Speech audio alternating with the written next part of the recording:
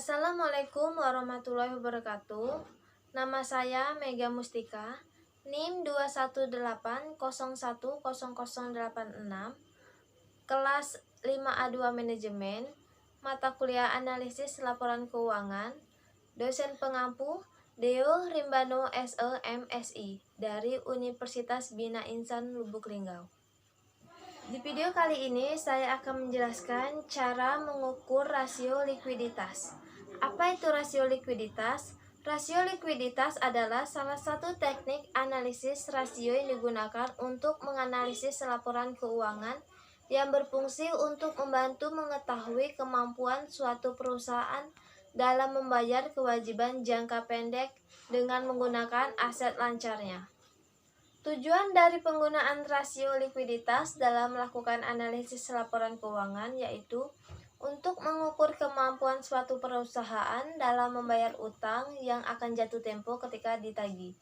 Hal tersebut berarti kemampuan membayar utang yang sudah saatnya dilunasi sesuai dengan batas waktu yang sudah ditentukan. Rasio likuiditas terbagi menjadi 3, yaitu rasio lancar. Rasio lancar merupakan cara perhitungan rasio likuiditas yang paling sederhana dibandingkan dengan cara lainnya.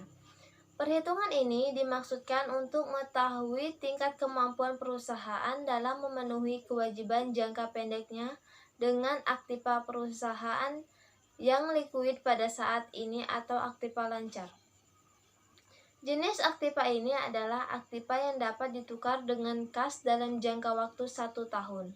Rumus aktiva lancar yaitu aktiva lancar dibagi hutang lancar. Contohnya, suatu perusahaan memiliki aktiva lancar sebesar 10 juta dan kewajiban lancar sebesar 5 juta. Jadi aktiva lancar perusahaan adalah 10 juta dibagi 5 juta sama dengan 2,0. Jika angka rasio lancar suatu perusahaan lebih dari 1,0 kali, maka perusahaan tersebut punya kemampuan yang baik dalam melunasi kewajibannya. Karena perbandingan aktivanya lebih besar dibanding kewajiban yang dimiliki. Namun jika rasio lancar yang dimiliki perusahaan nilainya di bawah 1,0 kali, maka kemampuannya dalam melunasi utang masih dipertanyakan. 2. Rasio cepat. Rasio cepat merupakan penjelasan lebih lanjut dari rasio lancar. Perhitungan rasio cepat hanya menggunakan aktiva lancar yang paling likuid untuk dibandingkan dengan kewajiban lancar. Inventaris tidak termasuk ke dalam perhitungan rasio cepat karena sulit untuk ditukar dengan kas, sehingga rasio cepat jauh lebih ketat dari rasio lancar. Cara perhitungan rasio cepat. Rasio cepat sama dengan aktiva lancar dikurang persediaan dibagi utang lancar.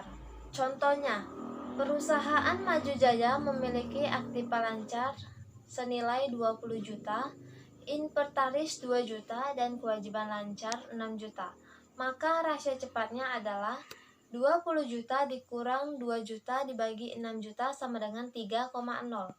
Hasil perhitungan rasio cepat jika lebih dari 1,0 maka menunjukkan kemampuan perusahaan yang baik dalam memenuhi kewajiban. 3. Rasio kas. Rasio kas adalah cara perhitungan likuiditas yang melibatkan kas perusahaan. Manfaatnya mirip dengan rasio cepat dan rasio lancar, yaitu untuk mengetahui kemampuan perusahaan untuk melunasi kewajiban jangka pendeknya dengan menjadikan kas sebagai acuan. Rumusnya, rasio kas sama dengan kas plus surat berharga dibagi utang lancar.